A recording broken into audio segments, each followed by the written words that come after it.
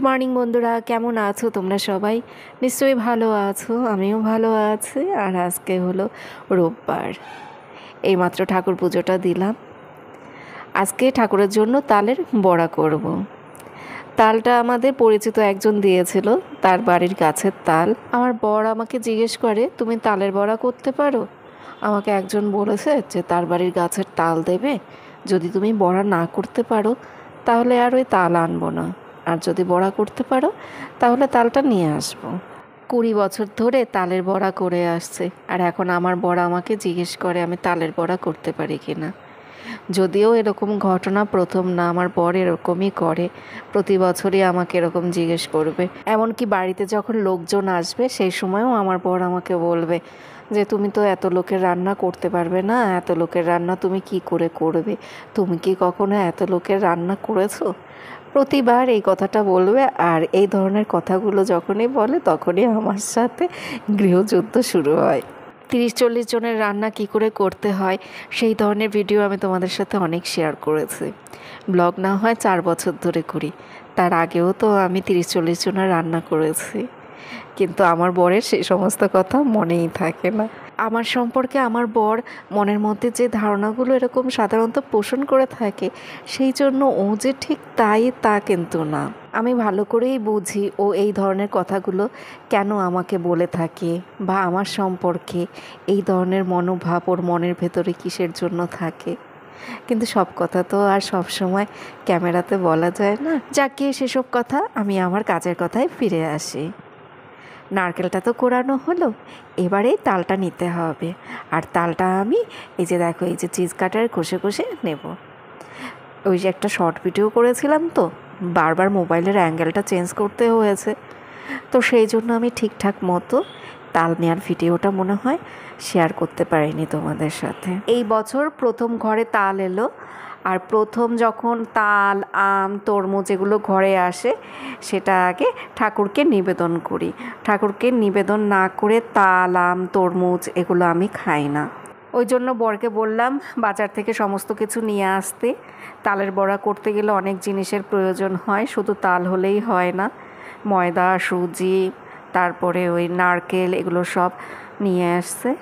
ঠাকুর কাছে আজকে তালের বড়া করে দেব, আর কিছুটা কোটোর মধ্যে ভরে রেখে দেব। মাঝে মধ্যে ঠাকুরের ভোগে তালের বড়া দিতে পারবো।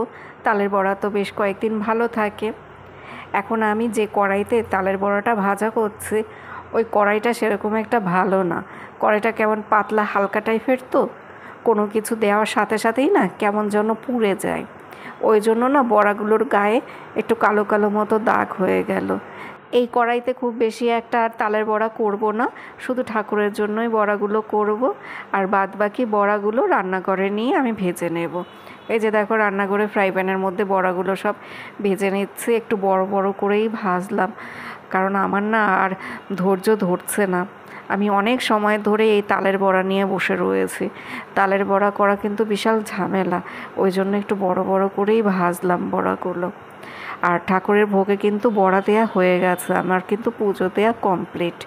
সেটা আমি শর্ট ভিডিও করেছি, তো ওই জন্য আর তোমাদের সাথে শেয়ার করতে পারিনি। তালের বড়া করে এখন আমি এই দুপুরে রান্না বান্না করছি। অনেক সময় ধরে না খেয়ে থেকে এই তালের বড়ার আয়োজন করলাম, তো ওই জন্য এখন শরীর খারাপ লাগছে। তালের বড়া করা কত ঝামেলা, নারকেল কোড়াও, তারপরে তাল নিতে হয়, তারপরে গোলা করো, তারপর অল্প অল্প করে ভেজে ভেজে তোলো। কারো বাড়িতে যদি তাল আসে, সারা পাড়া শুদ্ধ লোক মনে হয় জানতে পারে যে ওই বাড়িতে তাল এসছে। এত সুন্দর গন্ধ আসে, ফাঁকি দেওয়ার উপায় থাকে না। ফ্রিজের মধ্যে যদি তাল রেখে দেয়া হয়, তো ফ্রিজ খুললেই তালের গন্ধ আসে। রান্না কমপ্লিট। বেগুন ভাজা, লাল শাক ভাজা, উচ্ছে সেদ্ধ করেছিলাম সেটা মেখে রাখলাম, টমেটো দিয়ে ডাল করেছি, চিংড়ি মাছ দিয়ে লাউয়ের তরকারি, শসা, কাঁচা লঙ্কা, লেবু। তো এই ভাতটা আমার বরের জন্য বেড়ে রাখলাম, আর পাশে এই যে বড়াটাও রেখে দিলাম। আমার বর ভাত খেয়ে উঠে তারপরে ওই বড়াগুলো খেয়ে নেবে। ওর খাবার দাবার সমস্ত গুছিয়ে ঢাকা দিয়ে রাখলাম। গুড ইভিনিং বন্ধুরা। ঠাকুরের জন্য তালের বড়া ভাজতে ভাজতে আজকে তো একটু ক্লান্ত হয়ে পড়েছে, আর সংসারে তো অন্যান্য কাজকর্ম থাকেই। ওই সমস্ত কাজকর্মে তো আর ফাঁকি দেওয়ার উপায় নেই। ওই সমস্ত কাজকর্ম সেরে তারপর ঠাকুরের জন্য একটু সময় বের করতে হয়। তো সন্ধ্যেবেলার দিকে অর্জুন বলল মোমো খাবে, ওর বাবা মোমো নিয়ে আসছে।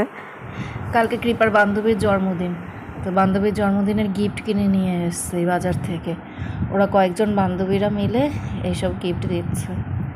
এখানে রয়েছে কানের দুল, এই যে অক্সিডাইসের দুটো কানের দুল, এটা হলো গোল্ডেন কালার আর এটা হলো অক্সিডাইসের ওই সিলভার কালারটা।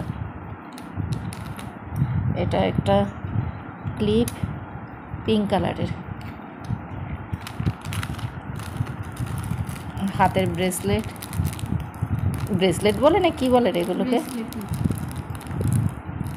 এগুলো এখন সবাই হাতে দেখে 4-5টা করে পরে থাকে। আমার স্যারও পরে থাকে। তোর স্যারও পরে? হ্যাঁ, শিবম স্যারও পরে। শিবম স্যার। আর এই হলো দুটো ছোট্ট ছোট্ট ক্লিপ। আর এটা একটা পকেট পারফিউম। আমার স্যার এসে তোমরা যখন গেছো তখন বলে যে তোমার কি রিল মানে আস্তে আস্তে বলে। কবে? আজকে। ও ট্রাইপড দেখেছে তাই। তুই কি বললি?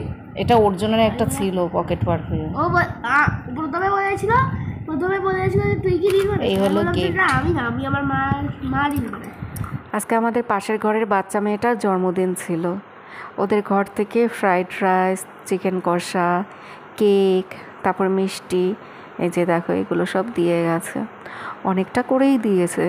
কৃপা অর্জুন খাওয়ার পরও তো ছিল কিছুটা, সেগুলো আমি আবার ফ্রিজে রেখে দিয়েছি। গুড মর্নিং বন্ধুরা, আজকে হলো সোমবার, এখন সকাল 6:15 বাজে। আমার স্নান হয়ে গেছে, প্রেশার কুকারে আলুটা সেদ্ধ করে নিয়েছি, এবার আলুটা ঠান্ডা করতে দেবো।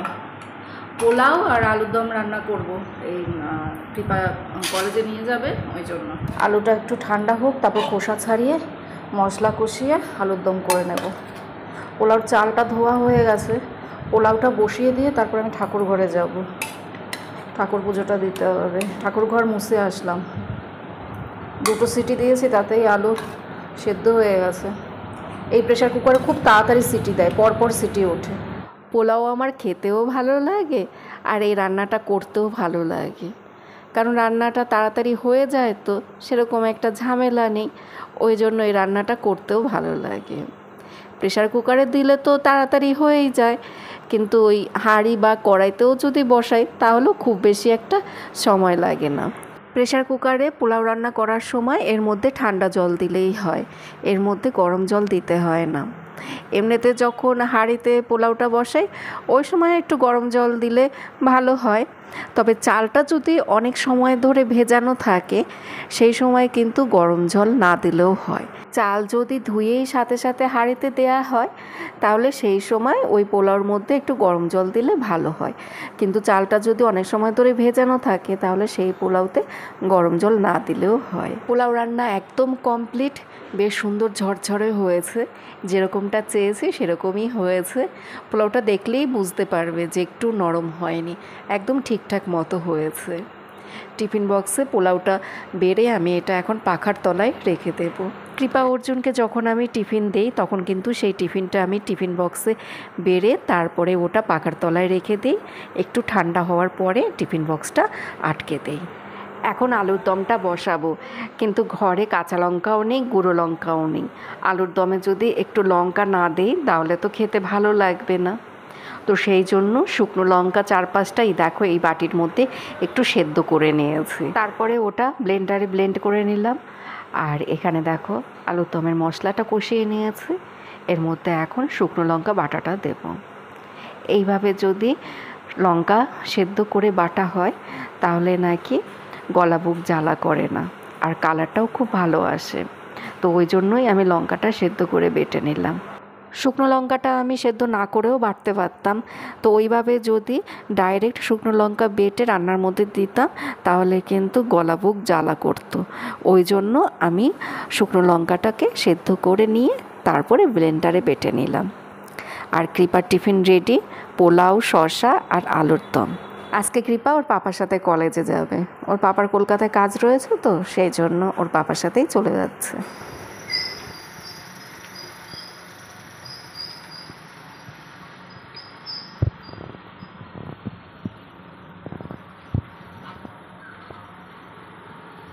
তাহলে বন্ধুরা আজকের মতো ব্লগ শেষ করছি। তোমরা সবাই ভালো থেকো, সুস্থ থেকো, সাবধানে থেকো। টাটা, বাই বাই, আবার আগামীকাল দেখা হবে।